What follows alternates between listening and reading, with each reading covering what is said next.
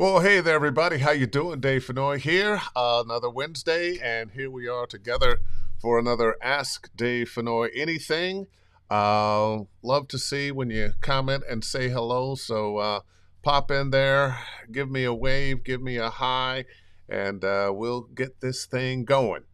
Before I bring on my guest, as usual, just want to mention a few things.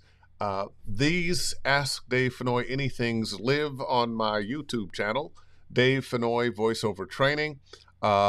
This will be there, 15 or 20 minutes after we finish tonight, along with all the other Ask Dave Fennoy's Anythings.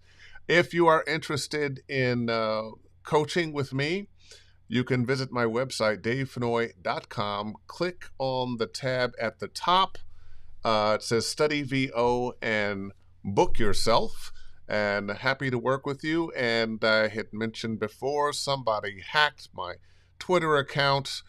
My thousands and thousands of followers started getting Twitter messages about Ukrainian women looking for husbands and all kinds of other crazy things, and I wasn't able to get the account back, so it's a new Twitter account. So please do follow me at Dave Fennoy VO on Twitter. All right, let's get into talking with my guest, and well, let's just introduce him. Here he is, Ian Russell. How you doing, Ian? Hey, I'm good, Dave. How are you? Excellent. If you want to turn yourself up just a little bit, you can. How's that? Is that any Oh, better? that's good. Is that any That's better? good. How's that? Yeah. There you go. Now, you look, See, I can deal with the technology. I can turn the button. Yeah. Listen, I mentioned as I was in the promo that you're a UK voice. You've got the accent. You didn't need the flag back there behind you for us to get the message. It's the first little subtle introduction to my wife's impact on my career, because she painted that. Oh, and she's talented too. Well, I'm yeah, absolutely. I can't disagree with that, can I? Oh, you're a smart man. You're going to have. I'll go far. Your marriage will continue to be successful. Yeah. Well, listen. Welcome in. Good to see you again. Did we meet? Was it at? It wasn't That's Voiceover. It was at Get Your Game On that we met. Where we started talking about this for the first time, but we bumped into each other at VO Atlanta, I think. Ah, that's what it was. That's what it was. Maybe Yeah, one it's voice. one of those doggone conventions. We all put it out there, don't we? Yeah. But you have a very interesting story. People come to voiceover from all kinds of places. You came from wealth management. You were a suit. It's it's one of those classic entries into voiceover. So how did that happen? You'd gone to college, you've gotten out. What did you major in? Finance? I'm a chemistry major. A chemistry major who went into wealth management. Yeah. Yeah. It's obvious. Boy. There's a clear line of progression in my life. Of progression. So now I studied chemistry at university. I then did a teacher's certificate so I could become a teacher. I did that. Teenage kids and me didn't really mix well enough at that point. So I wanted out. I wanted to do something else, and I fell into insurance, and they'll hire anybody. So, but almost 30 years later, I was still doing it. So I must have been doing something right, and it took me to various countries around the world. I ended up working in not only the UK, but in Belgium and Holland as well as a wealth manager, and then back to Oxford, and then eventually here. Now, when did you first start thinking about, become acquainted with the idea of voiceover? Probably about 2 months before we moved to the States. Uh-huh. when I realized I had no job and I needed to do something. Um, and your wife Sandra is an American. Yeah, that's right. Yeah, so we met in Holland. These long stories. We met in Holland. So I was managing a team of salespeople in Holland, Mm-hmm. and one of the guys that worked for me, Bill, he was Jennifer's uncle. Jennifer was Sandra's friend. They were on holiday in Holland, but of course Uncle Bill was older, and they wanted to see the sights and sounds of The Hague, which is, that well-known party town. And I had a classic bachelor apartment on the 5th floor of an apartment building overlooking the beach and the sea. Oh So boy! they came to my that's what we apartment. used to call back in the day a hoe trap. Did you? It was never called that in my day. That's culture shock right there. So they came round to my house. We had pizza. We got drunk. And you woke up married. Not quite. She came back to the States. She was living in Savannah, in Savannah's Georgia, isn't it? Just over the border. Yeah. So she was there. I decided I would come over and visit her. That was for her birthday in 1990 something. And we did long distance back and forwards across the Atlantic. I flew her for the night to Belgium for the Christmas party, famously.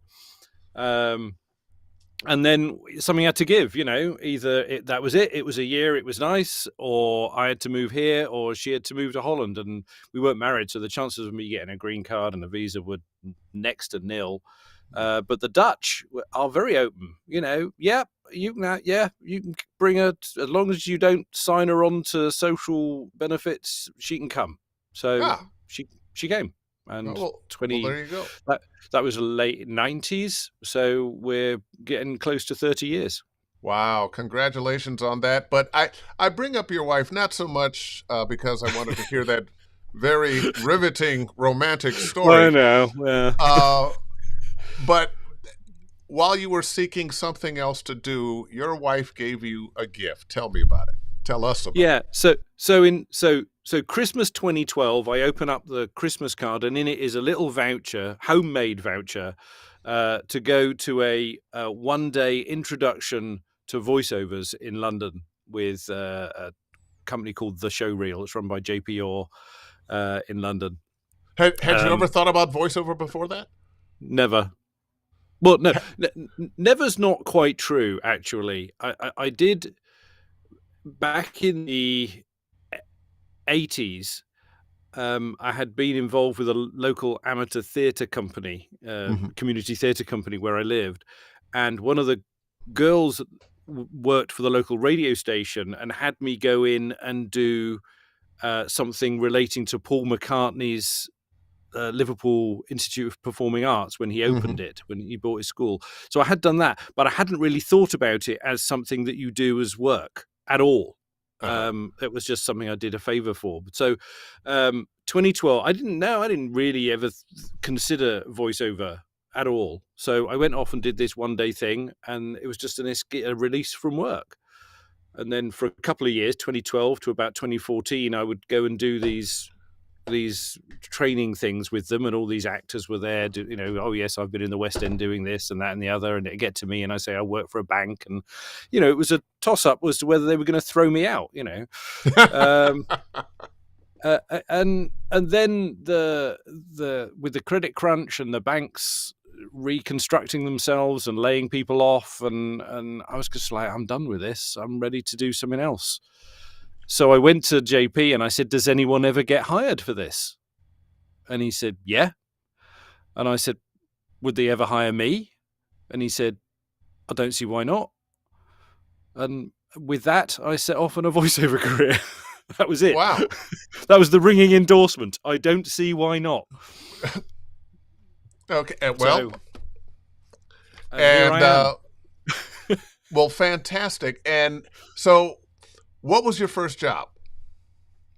My first job was a thing for a guy in New York for a radio drop. It was like 5 words, come to our thing here. There was you can't even remember it, but nothing. I think I got paid $100 for it. Mm-hmm. That was it. And the second job was a answer phone message for somebody in New Zealand. So New York, New Zealand. Couldn't get further apart, but those were my first 2 jobs. And I've been working with people in between those 2 places ever since. Okay. Well, listen, when we were in London together at Get Your Game On, you put on a workshop about how to get work in video games. That was the LA one. Oh, that was the LA. I'm getting them all mixed up. I know all that international travel you do. It's hard, isn't it?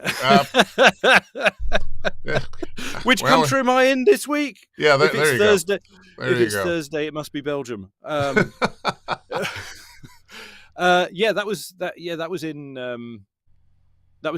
I thought it was quite impressive. November.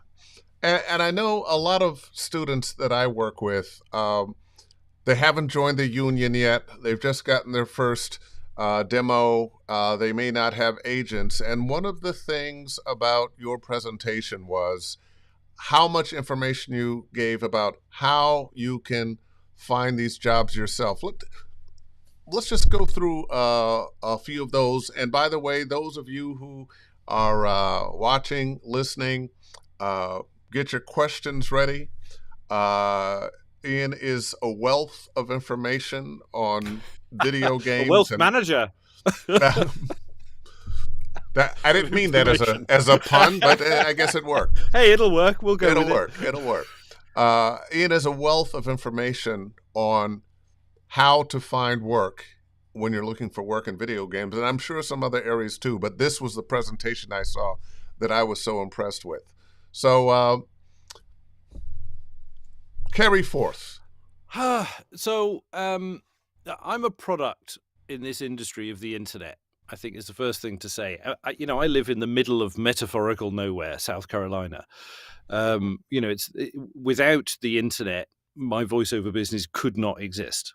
And that is now true for so many, people in the industry. So I have had to learn, given that like we've talked about from my background, I've had to learn how to use the internet to find people to do work with. So largely, Get Your Game On. What I talked about were a couple of the places that I've discovered that have been rich feeding grounds, if you like. A lot of social media is an odd place, isn't it? Yes. You talked about being hacked, and I did wonder where all those Ukrainian beauties were coming from. Now I know why. Now I know who the culprit is. But different sectors of our business tend to hang out in different platforms. And video game developers seem to like Twitter for some reason. So I spent quite a lot of time figuring out where they hang out and where I can find opportunity with them. And this is, we're not talking about union gigs here. We're talking about independent developers, small studios. The place where most people are going to start. Right. And, that's where I started. That's where I've come up through. So I, amongst other things, the things I would suggest people do is follow the hashtag casting, which sounds obvious, but, and the thing is with that is you'll get a whole bunch of stuff. You'll get, on-camera people, you'll get reality shows, all sorts of things, but you'll get video game, you'll get other voiceover casting as well, but you'll get video games. And then I found a Twitter account called I can't remember what it's called now. At VA Casting RT, I think it's called. VA Casting Retweet. Hang on, let me look it up. Just to be absolutely certain. I wouldn't want to give out erroneous information, would I? That wouldn't be good at all. But I do know RT stands for retweet. Stands for retweet. Exactly right. Let me go to So my VA notifications casting here. retweet. VA casting call retweet. It is. I'm Okay, sorry. casting call. And I want people to be And writing this down. yeah, As a matter of VA fact, casting call RT or retweet. Yeah, VA casting RT. So at VA casting RT. There we go. I'll come back to you now. And so what happens is people who are aware of them, developers who are already aware of them, why would you put up, if you think about it, why would you put up a casting call randomly if you can put up a casting call somewhere where lots of people go to find casting calls? And similarly, if I see a casting call, I might retweet it and tag VA casting RT. So you see both talent bringing work to that site, and you also see devs bringing work to that site, and you can scroll down, and clearly there's all sorts of stuff. There's good stuff, there's less good stuff, there's fan stuff, and there's some really good independent developers who are casting through there, and I've booked some great work through for other people to judge whether it's great work, but projects that I've really enjoyed doing, and some have achieved some attention on in the industry as a whole. I mean, a little indie project last year called The Excavation of Hobbs Barrow, which is set in in English folklore, and everyone in the game writes speech like that. We're all from North. And it's garnered quite it's a nice little game, but it's won a lot of indie awards, and I found that on Twitter. It's interesting because I'm a firm believer that we have all these huge gaming companies and developers, but I always think the best new things that are going to come down the pike are going to be coming from somebody that's smaller, that's thinking outside the box, that's doing something different. I know Absolutely. with the Walking Dead game, probably the game most people know me for, came out of Telltale Games, which got big after that, but they weren't really a well-known gaming company, and they were so dedicated to storytelling, not just the idea of bang, bang, shoot 'em up and win the game, but play the game and tell a story where you get to change some things and how the story goes. And the Walking Dead game ended up changing gaming forever. Now, just about every big game, there's a story aspect. So, what were some of the great indie games that you played, that you got to work on there, if you can remember? Well, so of late, we've had that one, The Excavation of Hobbs Barrow, which it's one of only 2 games I've actually played from start to finish myself. So in that sense, it's not massively challenging. You and me both, probably our reactions aren't what they were when we were 20. So these, real if only everything about me was reacted the way it did when I was 20. I can speak to that. Fast-paced, moving shooting games are not the kind of thing that are interesting to me if I'm going to play a game. But this is a little puzzle, and the narrative is the center of the game. Yeah. So there's that one. There's another one called Burnhouse Street, by a one-man developer guy, and really interesting game. I mean, the main character starts off by trying to commit suicide. Oh my goodness! So it starts really quite dark, and then as you work through the story, I don't want to spoil the story, but she's ill. The main character is a lady, so she's ill. She's a nurse, but she's ill. And she takes a job out in the countryside to look after an older guy who is in the early stages of dementia. Oh boy! And that's the character that I got to play. Take and off it resonated on the blind leading the blind. Well, in a way, but then you see these relationships develop in the game. I mean, there's a mystery to it as well, and there's there's some dark stuff that goes on in it. But you see these relationships develop between these characters. And again, I'm not going to spoil it, but there's a speech at the end that my character gives, which had me almost in tears doing it. It was so emotional. It's really, the story is, for me anyway, is a great story, a great little story. So that came out of voice acting retweet. In fact, I had notification today. I've booked something, as has my daughter. Also booked something in the How same old game. is your daughter? She's just turned 17. Oh, boy. She's right now. She's booking more than I am. She booked an app earlier this week, and then she's just booked this game. Now, what's interesting about talking about finding work everywhere. So the guy that booked her for the app, when we got the scripts, there were other characters in it. One of which was an older narrator. So I said to him, I said, "Hey, I don't know if you've cast your narrator or not, but if you need one, I'd be interested." And he went, "Actually, we do." And he's cast me. So I got cast in that because of my daughter. So, hey. But we have Nepo babies. We have Nepo babies and now Nepo daddies. Yeah, absolutely. Absolutely. And the game today is also from Casting Retweet, I think.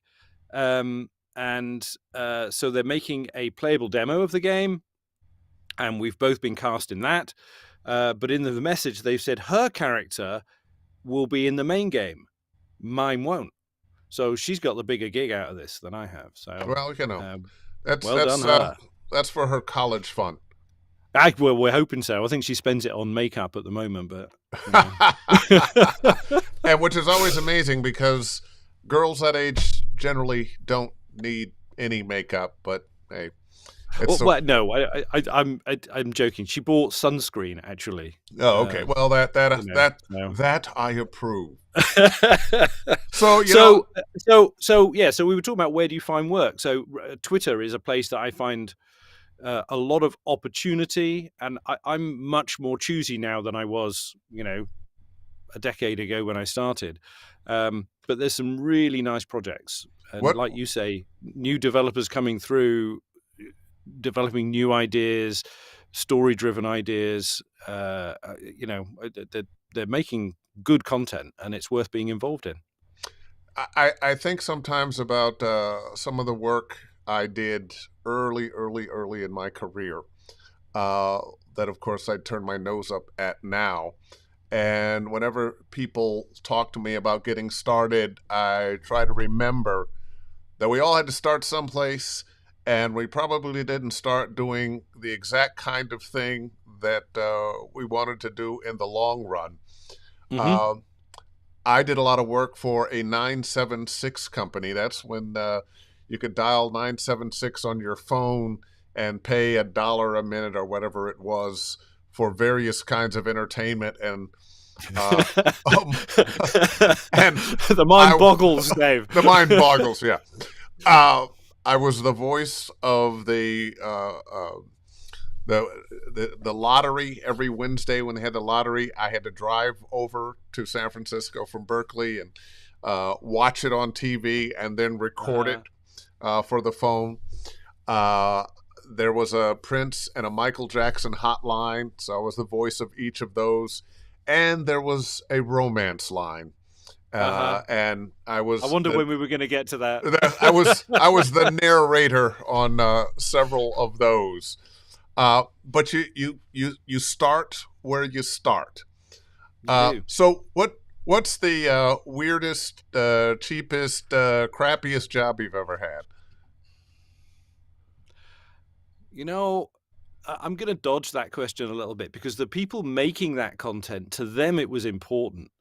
Okay. So I'm going to dodge that question a little bit. I did find myself narrating a book that I wouldn't normally expect to find myself narrating.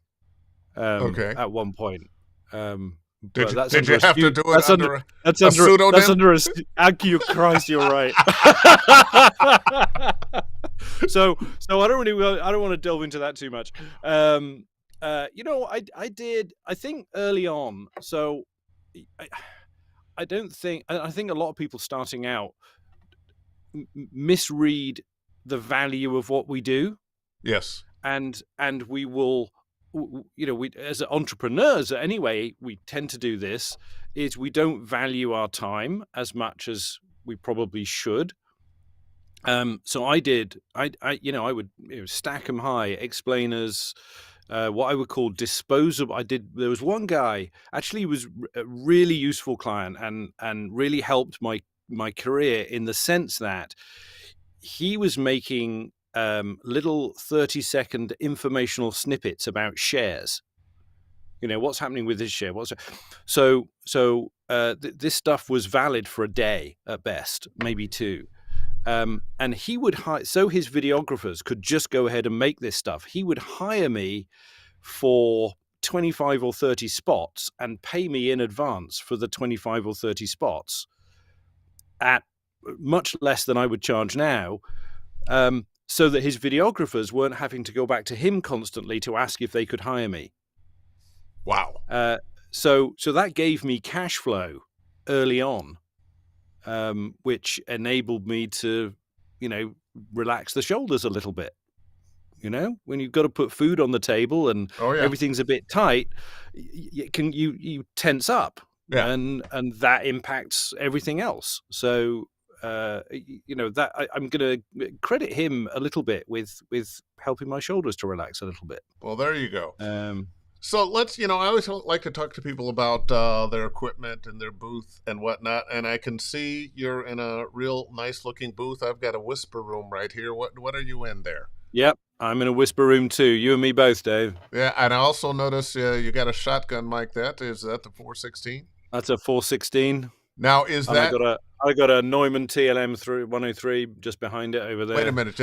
You're copycatting me. That's exactly what I've got in my booth. Can you just push a button and flip between microphones? I cannot. Okay, I cannot. Well, I got you beat on that.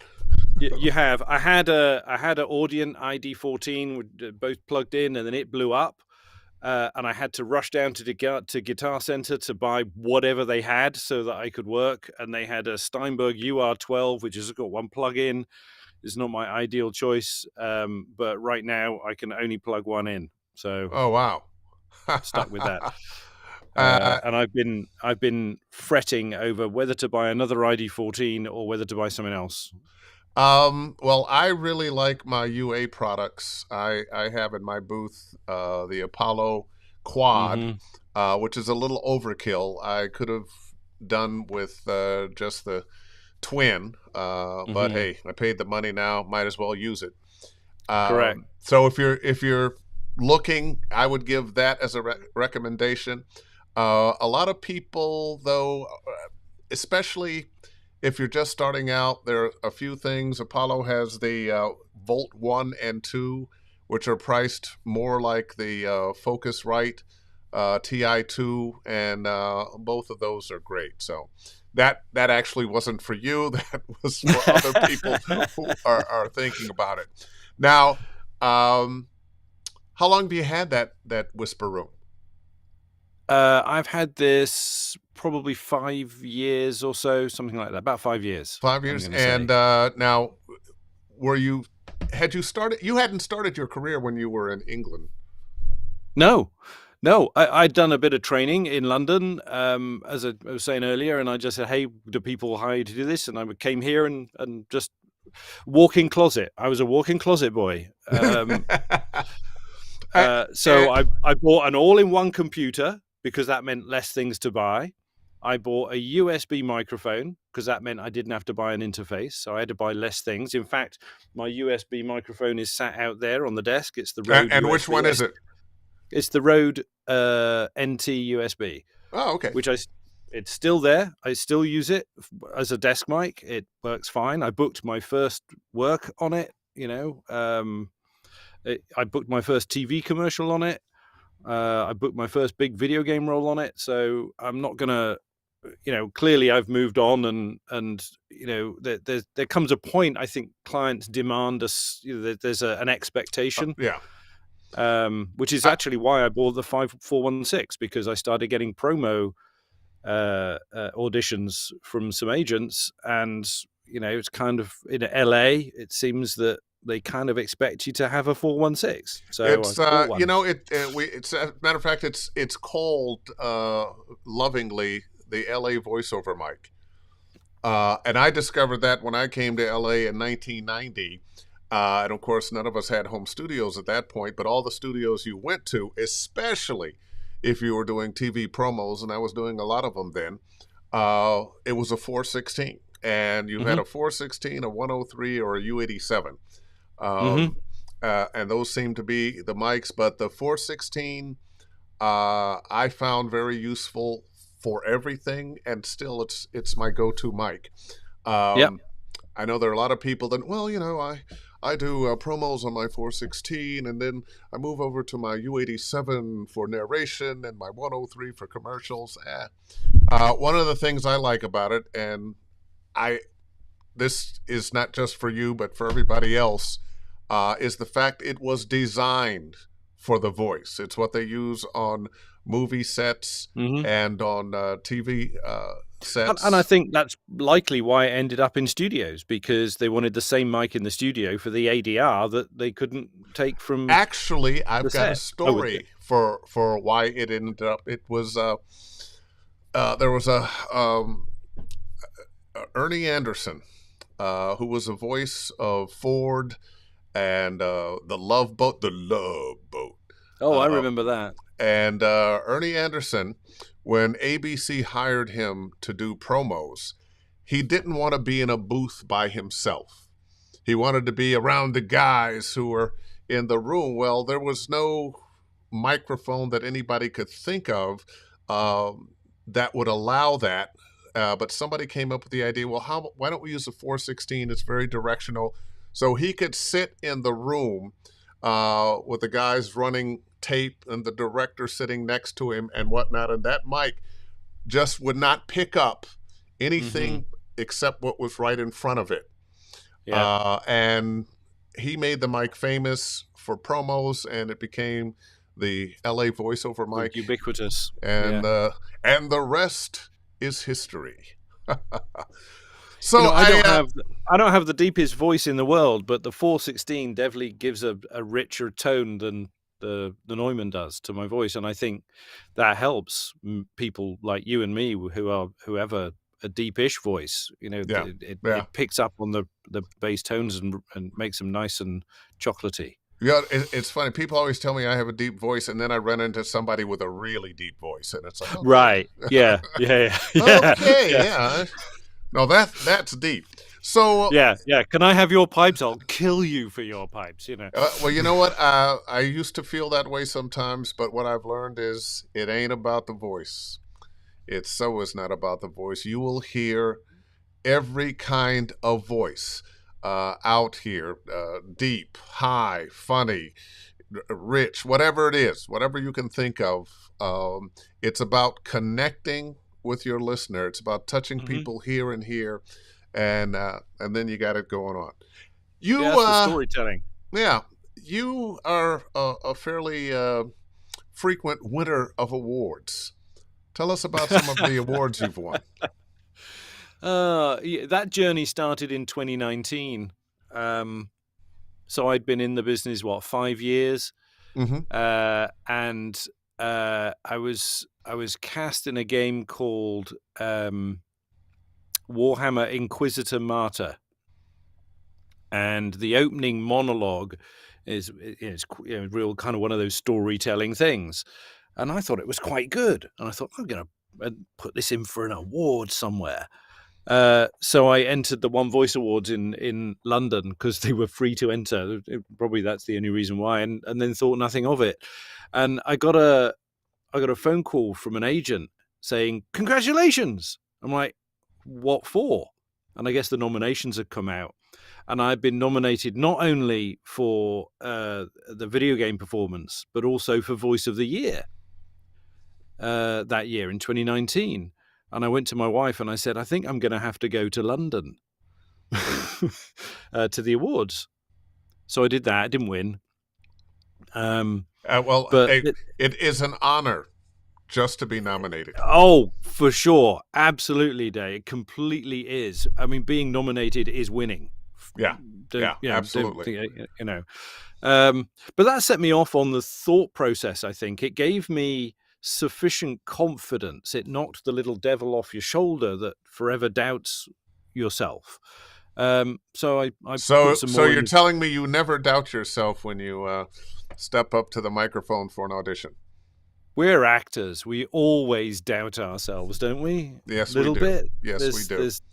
I don't think there's an actor in exist. Well, maybe someone like Laurence Olivier, but who knows? You know what? I imagine Laurence Olivier had doubts from time to time, and I bring this up because I talk with students from time to time, and you're going to have doubts, but you can't let the doubts get in the way. You have to trust your process.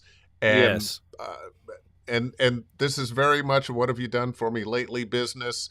If you're in the union, maybe you're getting residuals on something you did a long time ago, but video games, not so much. I know. Wouldn't that be nice? Yeah, wouldn't that be nice? But you have to push those doubts down and trust who you are and what you bring to the table. Yeah, it's. I know we're talking about the award thing, and I will come back to that. But you've struck a chord. When I was working in Holland as a wealth manager, one of the things the guy that ran that business said is that when you get to the client's office, your personal life, any problems that you might have or whatever, you have to leave at the door, so that when you go into the client's realm and you're consulting with them, you're focused on them, not on. There's no little thing in the back of your head saying, I don't know, something along the lines of, I really need him to sign this so that I can earn money to pay my mortgage. You can't have that relationship with a client's money. You have to have a relationship with the client to understand them, not their money. Does that make sense? And it's auditioning. Sense.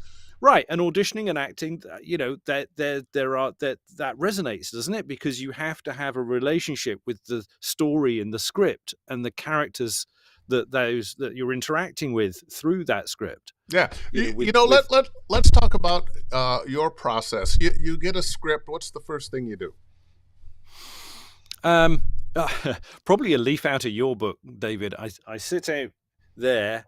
And I read the script through once or twice, once in my head, maybe twice in my head, just trying out some different starting points, different pre-life, thinking about who the character might be, no matter what it is, even if it's a straight corporate narration, who's speaking? Is it the CEO? Is it a sales guy? Or, who's speaking? Once I've got that in my head, then I'll come in here and just, knock out 2 or 3 takes. I'll listen back to those. If 2 of those are good enough, away it goes. If I'm unhappy, I'll come back in and have another go. If it gets to 3 or 4 or 5 takes and I still can't get it, I'll probably just forget about it and move on because it's not for me. Yeah. Well, have you ever auditioned for something you didn't think was right for you and then got it? Mm-hmm. Yes, but in an odd sort of way. So I got this audition in, and it was for some training for a Midwestern bank for some kind of like health protection or something, and the little character in the training was a little medieval knight, with his shield and protecting you with his shield. Yeah, exactly right. So I thought to myself, you know what? Little medieval knight. They didn't speak with American. I was thinking about, remember the Connecticut Yankee in King Arthur's court, but yes, Bing Crosby or whoever it was. And I'll just do this like a medieval knight. So I did this like wild sort of medieval, almost Cleese-like, John Cleese, almost Python-esque rendition, and obviously they loved it because they hired me for it. Mm. I, I often say to folk who are prepared to listen, it's not our choice to decide whether we should be cast or not. It's their choice. We have a choice of whether to audition or not, but but if you have the time, unless maybe there'll be circumstances where if you're so wrong and you put something in, you're in danger of doing yourself some harm because the cast is going to go, oh, that Ian Russell, what's he doing? Rubbish. I'm never listening to him again. And I think that's perhaps more true now than it was 10 years ago, even when I started, with the attention being paid, rightly so, to ethnicity and gender equality and that sort of thing. There might have been times where what called for a British accent, and you would go in, maybe you had a picture, maybe you didn't, but so more recently, I had an audition come to me, Scottish accent. I grew up in Scotland, so I drop into that quite easily. But the character would have been better for you than for me. Let's put it that way. And so I went, I can't do that. Not in maybe 10 years ago, I might have done. Now I won't. Yeah. Oh, so the character was black. You're right. Yeah, but Scottish. But Scottish. And I think there would be some people that might go, how can it be black and Scottish? But you go to Scotland, I'm sure you're going to find some black people who live there. Right. Because I did wonder to myself, there was wonder to myself, there's a danger, isn't there, with that people are making decisions about what a character will be in order to satisfy a perceived need to be more equal, rather than because the character actually needs to be that way. Does that make sense? It does make sense, but I think what happens, and let's see, I think what happens in the world we're living in now, we've leaned so far the wrong way that we had John Wayne playing Genghis Khan. You've got Laurence Olivier playing Othello. Oh, Laurence Olivier, Othello. Every ancient Egyptian movie you see, it's a bunch of white guys with English accents playing these ancient black Egyptians. And it is a business. And just like every other business, you'd like to see the variety of people who live in your country have opportunity. So let's spread it around. And one of the ways in our business is, hey, this character is Asian, let's have an Asian person play it. This character is Latino, let's have a Latino, and so forth. There are some gray lines. You go across the world and you have, in Africa now, you got a lot of Asians who are living in Africa. And here and there, and black people all over the world, and white people all over the world. So you might find that black Scottish accent, but that's just him. Right. So right, and there's no reason he shouldn't be. I'm not trying to say that, but it was. I didn't think you were. I didn't think you were. Yeah. But it's certainly something that has changed, not only in our business, but generally in the entertainment business for the better. Yes. Absolutely. I'm the white guy. I'm losing the business. Yeah, but you know what? But I think it's right. It's right to have casting that is more truthful to the character at hand. I don't think it's a zero-sum game. I don't think that white guys and white gals are losing business. They're just being joined by a wider variety of other people. And so sometimes we have to be careful. Growing so much. Yeah. And especially when we're talking video games and even animation. Video games is the fastest growing and the biggest business in entertainment now. And one of the things I notice is they're using a much wider variety of types of characters. Even if we were talking about Caucasian characters, your accent better be, if it's English, whichever one of the accents there are in London, or maybe it's Russian or Eastern European or French or Italian, or now you've got Middle Eastern accents, and they want them to be authentic. I know I had to work very hard with a dialect coach to do a South African accent, a black South African accent for Black Panther games and whatnot. So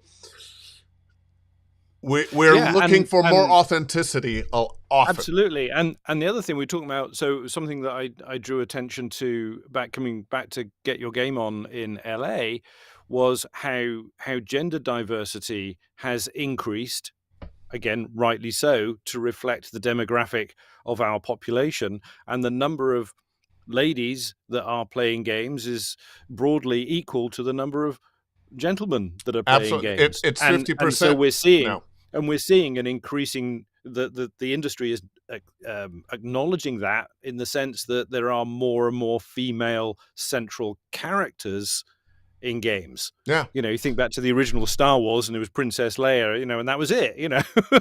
And it's not like that now. And again, absolutely rightly so.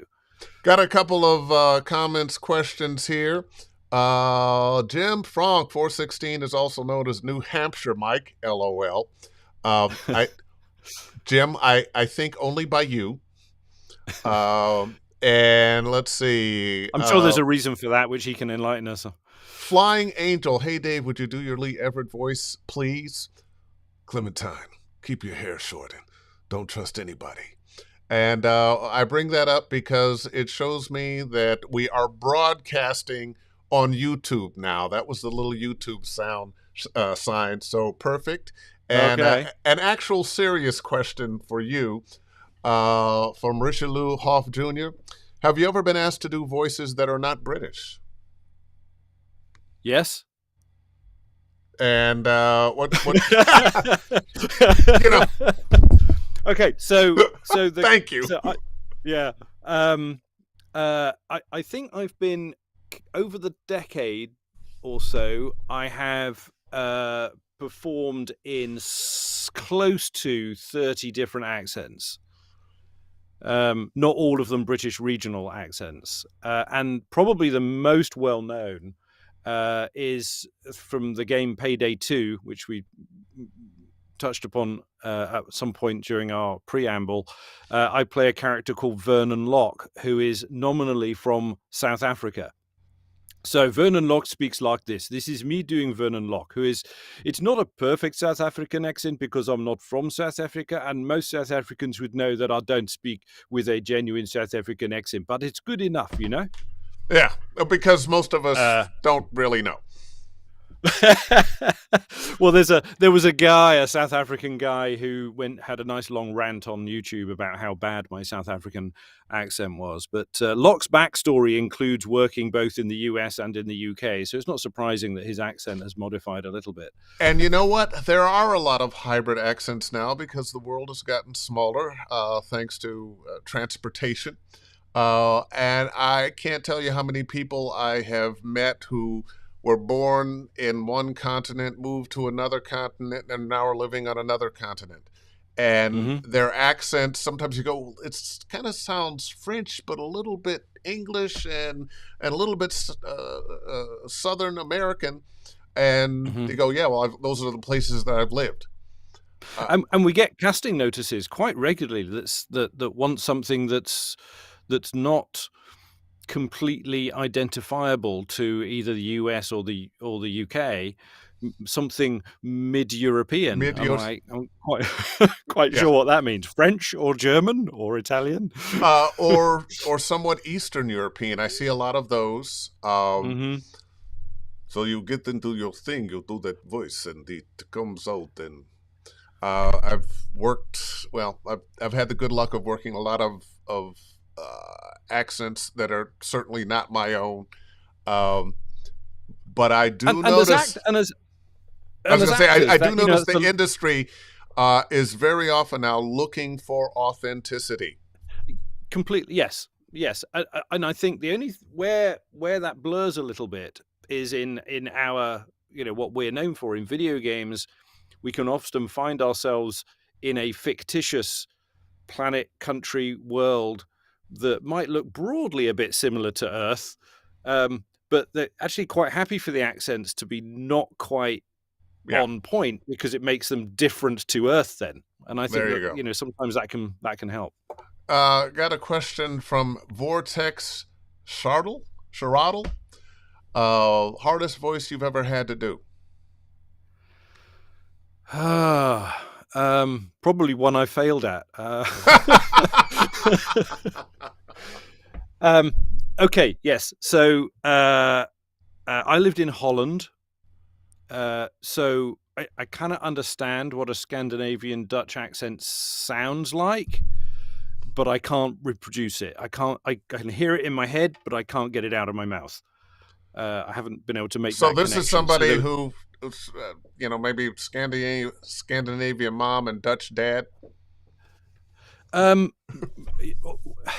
So all the Scandinavian, so Norway, Finland, the Denmark, Scandinavians, somebody from they all sounded a little bit like that. And I find myself falling into the Muppets Swedish Chef a little bit, which is completely inappropriate. But so I can't reproduce it consistently enough to be we talk about confidence, to say to a client, pay me money to do this. I don't think that's fair to the client. I'm not great at an American accent. And I live in America, and there are tens of thousands of Native lived Americans. Here long enough, damn it. There's Brits coming over here taking our jobs. But I have been hired to work in an American accent. I have been hired to work in an Eastern European accent. I have been hired to work in a sort of a Germanic or a French accent, and an Italian accent. But the one I think I have found the hardest to stay in is a sort of a Scandinavian thing. I don't know why. I just can't do it. I used to do a pretty good one. I lived in Denmark briefly for about half a year when I was 18. Anyway, Richelieu again, what's your success rate for booking gigs? My conversion rate, auditions to booking, is about 1 in 60. And you know that it sounds terrible, but it's not. Well, it's come down from probably 1 in 200 when I started, I would think. But statistics like that, that rolled off my tongue because I pay attention to them. And I know, if you like, platform through agents, through direct, through online casting, all these different things, my statistics, my booking ratio doesn't really change very much, which tells me it's not the platform. Got a question here. Franchelle Henry. Haven't seen you in a while, Franchelle. Good to hear from you. Hi, Dave. Are you still doing commercials and movie trailers, or is it mostly characters now? No, I do some of everything still, but because video games have fans and award shows, I am better known for that. I get to go to conventions, meet fans, and sign autographs because it is the newest and biggest and most shiny thing now in entertainment for actors. Because I've had a lot of success in it, I get a lot of attention for it. But I do some of everything, and when I teach voiceover, all that, though that's mostly what people come to me for, I teach it all. Yeah, it's funny. That's the thing, isn't it? How voice actors, I don't think any of us entered into voice acting for fame. But fame is coming knocking for animation and video game voice actors because of the way the entertainment business is paying attention to video games. So, jumping the shark here a little bit, your thoughts about AI voices?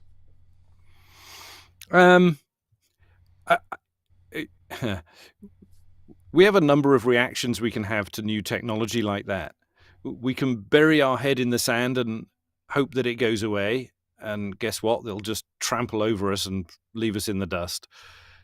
We can try and stand up to it and, like Canute, and and say, "Get back, foul demon, from where you came." And guess what? It will get swamped by the tidal wave that's going to come over us. Or we can face it and negotiate with it and work with it and try and find ways to make it productive for our business. And that's what I think we should be doing. And I'm going to tell you on behind the scenes, that is exactly what is happening. I've been saying for a while, I was a little worried about it in the beginning. I think our biggest challenge is making sure that people aren't using our voices for free and putting them on this, that, and the other.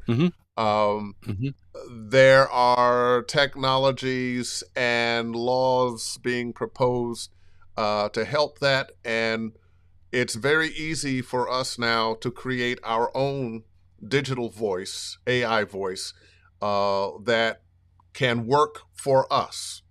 Everything is not settled yet, but this is the direction that we're going in. So keep your fingers crossed. Everybody should go and pay attention to what NAVA is doing. Yeah. There's a legal wording that you can put in your contracts to try and protect you a little bit from someone who you enter into a proper contract with, and allows you to protect yourself against them. And I saw, like, this evening, actually, something. It looks like there's something happening between all the major platforms. You saw the NAVA. I'm on the board of NAVA. As a matter of fact, we had a meeting last evening. Fair Yes. Voice, I think. Is it? Yeah, Fair Voice, which stands for fair, but AI, fair, AI is in there, Fair Voice. And it's a document that has been signed by the majority of pay-to-play sites. And once again, I'm not a big fan of the pay-to-play sites, especially one in particular. But they've signed it, right? But NAVA is working very hard on our behalf. And because it's all about voiceover, unlike the union, whose attention is spread over a wider variety of genres of entertainment, we can focus on what we do. And if you haven't joined and you're a voice actor, I suggest you join.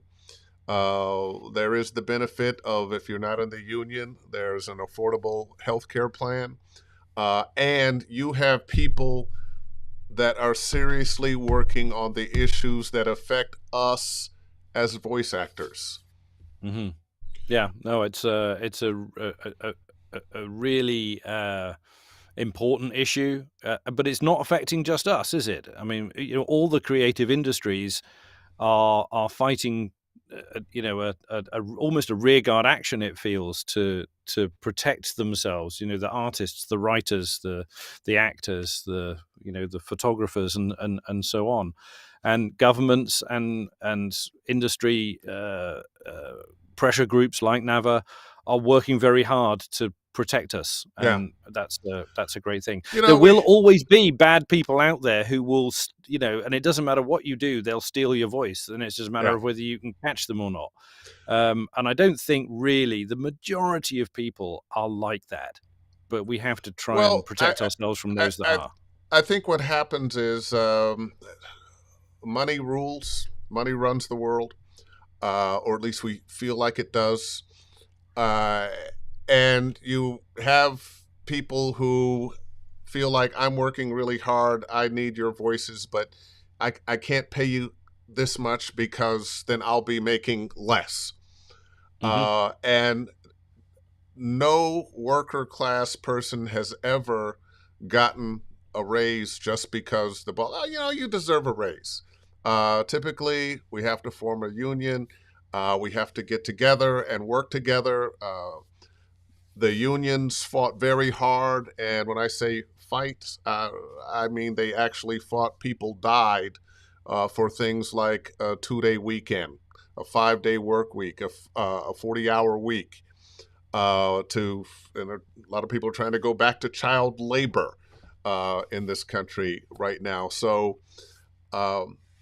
we have to work together. We are workers. we can do very well in this industry, but we are still workers. Couple quick things before I let you go. I know we're running a little bit late, but that's okay. Franchelle Henry, is it still necessary to have an agent, or are services like voices.com good for starting? Well, you mentioned the one that I would stay away from. There are several others that are a much better choice. Ian, starting voiceover people, when you go, how do I find voiceover work in Google, the people you will see first are the people who can afford to be the sponsored ads, which is the VDCs and the Voice 123s and the Bodalgos and people like that. Just take a moment and say, okay, I have to pay them $500 to be a member, or $400, whatever it is these days, to be a member. What could you use that $400 or $500 to do to promote yourself directly to customers? Searching the internet is free. Sending an email to somebody, apart from your internet subscription, is free. So you can reach out to all these people for free. You don't have to pay someone $400 or $500 in order to be able to do it. Now, I'm not saying that makes it irrelevant, but don't rush and spend $400 and $500 to somebody because you think that's the easy thing. Especially on multiple formats. But if you're going to do it yourself, and a lot of people are, we're in a do-it-yourself world now, make sure you have a place for them to go to find you, which is a website. Make sure that on that website, they can hear your demos without moving to another page, that they can get in contact with you without moving to another page, that somewhere, even if they have to click on another page, what your various voiceover services cost, so you don't find yourself in the position of, well, what do you charge for that? Well, we only have the. It's there. They understand. You can you're negotiating from a point of strength. And don't limit yourself. I mean, a lot of people, I think, the US is so big, it's such a big market, that it's easy to forget that there's an enormous amount of work that's not in the US. And they love American voices and English-speaking voices. And British voices. Yeah. And British ones. Yeah. I tried to clean that up. Another quick one from Vortex again. I've seen mods for Fallout games where people use the voice actors' voices without consent. Yep, we are doing what we can to stop that. Another one from Vortex. What are the voice acting essentials when first getting into voice acting? Well, you got to have a calling card. So you've got to have a demo reel that you can share with people, and before you make that, you've got to be trained in a place where your demo reel is good, because you can do yourself a lot of harm by sending out a demo reel that's not good. So I would probably say speaking to your. I'm probably speaking to you. Training, demo. Yeah, get training, demo. Agent possibly, or marketing yourself, or possibly both, but training, demo, and don't get the demo before you're ready, because the only thing worse than no demo is a bad demo. So you and I have a similar thought about that. Yeah, there you go. Hey, listen, that hour and acting coaching, not just voiceover coaching, acting coaching. And I equate the two. For me, if you're working with a voiceover coach, it should be an acting coach. It's a coach that you're not in costume, you don't memorize your lines, but you have to bring the same kinds of performances. As if you were on a set someplace, and understand what the purpose is. The purpose for a commercial is different than the purpose for being a character in a game or cartoon. Anyway, Ian, it has been a pleasure. We got distracted. We were covering all sorts of stuff which we didn't cover. So, but it's yeah, been we had a lot the of other, ire is but like you that. know what? I'll have you back on, and it's just a pleasure. You're such a warm, calm person, and Ask my daughter that. and of course with an English accent, we all think you're smarter than you are. So that's a dangerous mistake to make. oh boy, but man, it's just a pleasure. I can't wait to the next convention, that voiceover convention, so we can hang out a little bit. I hope to be in LA in November for Get Your Game On. Okay, well, I'll be here. I'll be there. And we can have a vegetarian burger together again. Well, oh, that's right. I remember that. The first bite was okay. By the time I got to the end of it, I was like, oh. It was sorry, but it was the look on your face when you said to the waitress, "You mean there's no meat anywhere on the menu?" I'm an omnivore. And I've had vegan meals that were very good, but yeah. Not to decry vegetarian food. No, not to decry that, tasty, but why make a fake burger? Just give me the veggie thing, and don't try to pretend it's something that it's not. All right. Anyway, I gotta let you go.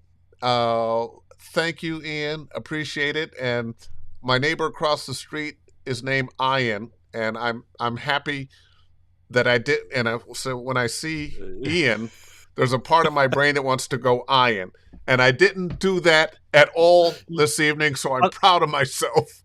You're great, and I didn't call you Chuck. I don't know where that would have come from, but good. I don't know either. It was just the first thing that popped up. Maybe because I'm in South Carolina. I don't know. There you go. Well, listen, we will talk soon, and thank you for sharing yourself and your knowledge. Pleasure, Dave. And I'll be at you a little bit. Yeah. Till next time. All right, ladies and gentlemen. Ian Russell. Great guy, lots of knowledge, a lot of fun. This, like all the other Ask Dave Fennoy Anythings, will be living on my YouTube channel, Dave Fennoy Voiceover Training. If you are interested in voiceover coaching with me, you can go to my website, davefennoy.com, click on the Study VO tab at the top, and it'll take you to the page where you can book yourself. And please, I had to get a new Twitter account because I got hacked. Follow me at Dave Fennoy VO. In the meantime and between time, book something, and I'll see you next week.